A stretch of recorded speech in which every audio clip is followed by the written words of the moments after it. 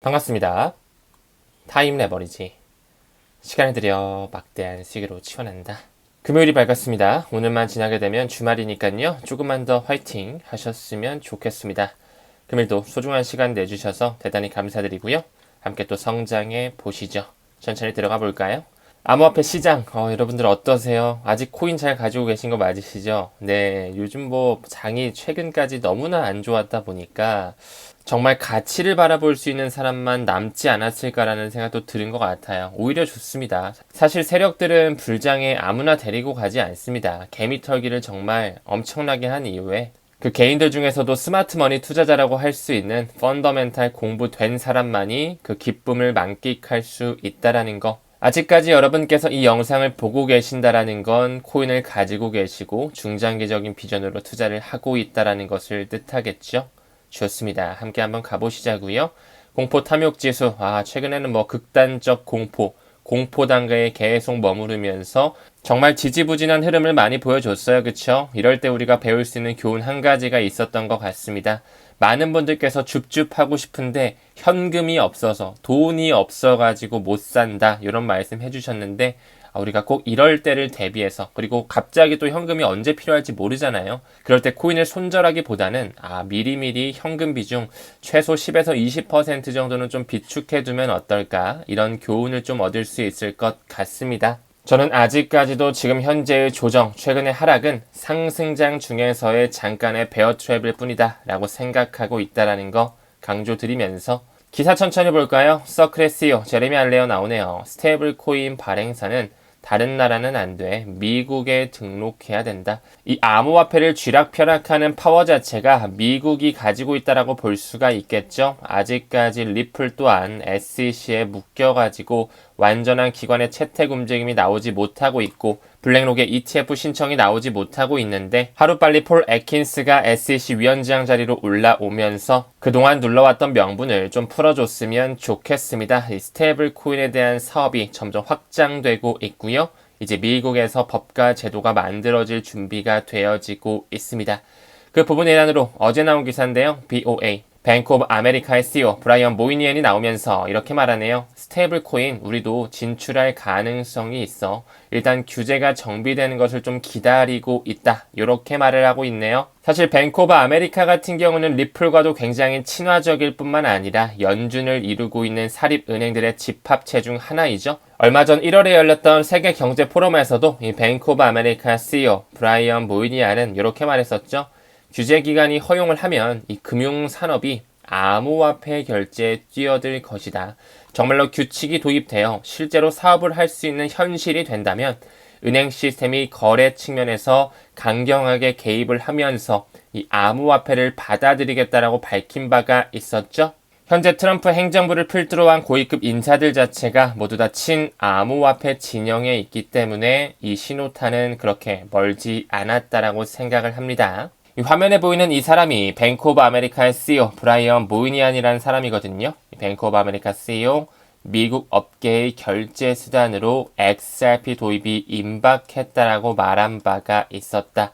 사실 뱅크 오브 아메리카 역시 페드나우 서비스를 채택할 준비를 하고 있었고요. 그 시기가 3월 10일에서 7월 14일로 밀리게 됐죠. 그들의 시기의 저울질은 나오고 있지만 결국에는 미국의 모든 은행이 국경 간 결제를 할 때 XRP를 채택할 수밖에 없다라는 정답지를 알려준 바가 있었습니다. 또한 뱅크 오브 아메리카의 내부자가 이런 말을 한 바도 있었죠. 거래 100%의 리플이 활용될 것이다. 이따가도 언급드리겠지만 리플렛의 공식 파트너로서 뱅크 오브 아메리카는 2019년서부터 XRP 레저를 활용한 지불 시스템 특허까지 보유하고 있다는 걸 말씀을 드렸고요. 여기 나오는 데이비드 스트리제프스키 또한 정답지를 알고 있네요. 그는 사운드 플래닝의 CEO인데요. 이 뱅크 오브 아메리카가 83개 특허를 가지고 있는 리플사의 XRP를 내부 거래에서 100% 활용할 수밖에 없다라는 거. 그들끼리 어느 정도 모종의 딜이 있었지 않았을까 생각도 들었고 우리가 합리적 추측으로서 이 ISO 2002 메시징 표준 자체가 3월 10일 날 페드와이어 펀드 서비스에 들어가니까 점점 퍼즐이 맞춰지겠구나 했는데 일자가 조금 뒤로 밀리는 부분이 있었다. 실망할 건 전혀 없다라고 생각합니다. 결국엔 2025년 자체가 금융에 대한 패러다임이 바뀌는 해가 될 테니까요.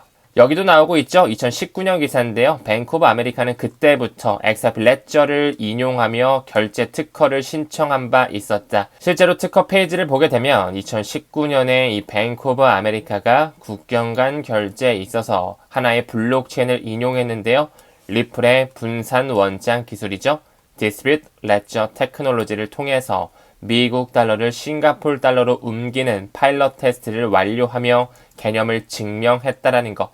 왜 뱅크 오브 아메리카는 과거서부터 리플을 인용하여 결제 시스템 특허를 출원했는지. 사실 리플사는 초반부터, 아니요 2004년 라이언 푸거가 시작한 것부터가 큰 의미를 내포하고 있습니다. 그는 로스차일드 그룹과 굉장히 끈끈한 인연이 있는 사람으로 알려져 있죠. 왜 그 유대계 자본이 시리즈 A, B, C를 통해 펀딩 라운드를 조성하며 12년 동안 인프라를 깔아왔고 왜 리또 속을 말도 안 되는 명분으로 만들면서 가격을 눌러왔는지. 가치를 보고 일찌감치 투자하셨다면 우리에게는 일생일대의 기회가 됐다라고 생각이 듭니다. 아직까지도 현저히 저평가되어 있다라는 거 강조드리고 싶네요. 다시 본론으로 들어와서 뱅크 오브 아메리카의 CEO가 아무쪼록 이제 스테이블 코인 시장에 들어올 준비를 하고 있어요. 지금 미국을 기반으로 한 스테이블 코인 너무나 많은 민간 업체에서 찍어내고 있거든요.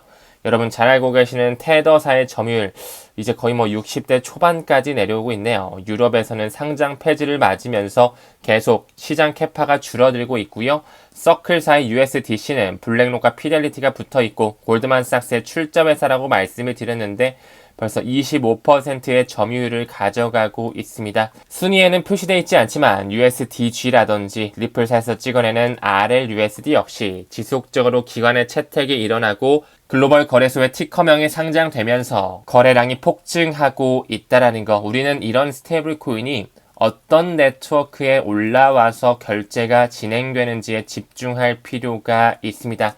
무엇보다도 이더리움과 솔라나 그리고 트론까지 이 탑3가 지금 현재는 아주 강하게 버텨주고 있다라는 거 꼭 인지하셨으면 좋겠고요.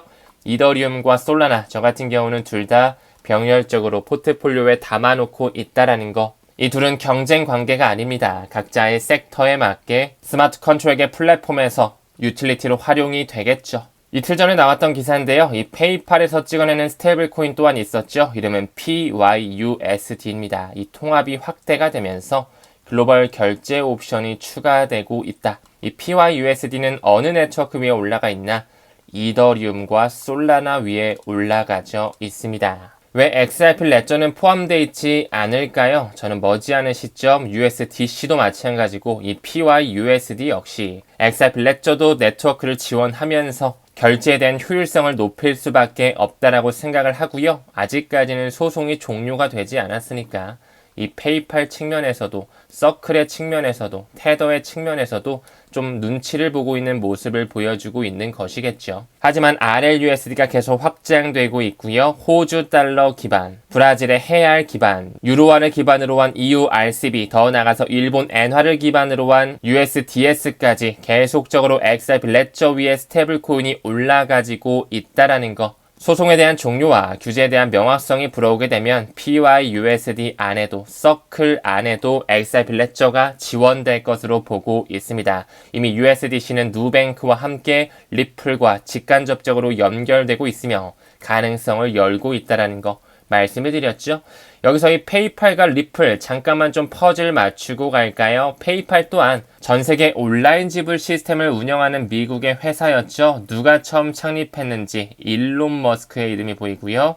피터 틸, 우리가 주목해야 되는 인물입니다. 그 중에서도 이 피터 틸이 만들었던 하나의 창립자 모금이 있죠. 바로 이 파운더스 펀드라는 거. 피터 틸이 만들면서 성공할 수밖에 없는 회사에 일찌감치 투자를 단행한다라고 말씀을 드렸습니다. 미국의 벤처 캐피탈 펀드로서 스페이스 X라든지 최근에 굉장히 뜨거운 감자였죠. 팔란티어, 여기는 또 피터 틸이 최초 창립자로 들어가 있고요.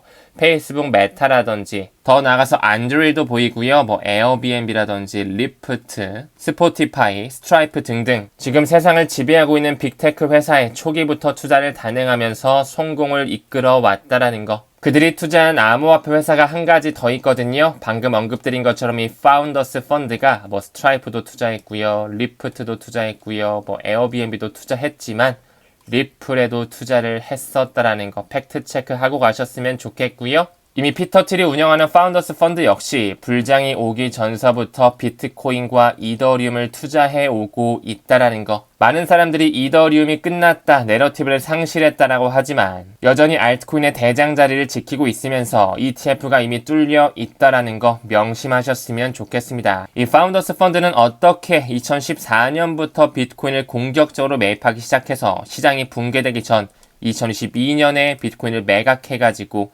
18억 달러 수익을 낼 수가 있었을까요? 이 피터 틸이라는 사람, 세계 경제 포럼, 그리고 그의 축소판인 빌더버그 회의에 매번 참석하는 인물이자 이 파운더스 펀드 역시 그들의 자금이 굉장히 매섭게 들어간 세력들의 설계 자금이라는 것을 알 수가 있습니다. 왜 파운더스 펀드가 초기부터 리플사를 지지하고 있는지, 또한 이 파운더스 펀드의 자금이 펜타라 캐피탈로 가서 이 펜타라 캐피탈이 리플의 초기 파운딩 자금을 모금하고 있었다라는 거, 그들의 자금이 천문학적으로 들어와 있는 블록체인 회사가 바로 리플사라고 볼 수가 있습니다. 다음 기사 봤을 때 버크셔 해서웨이가 나오네요. 워렌 버핏이 이끌고 있는 투자 운용사라고 봐주시면 되겠죠.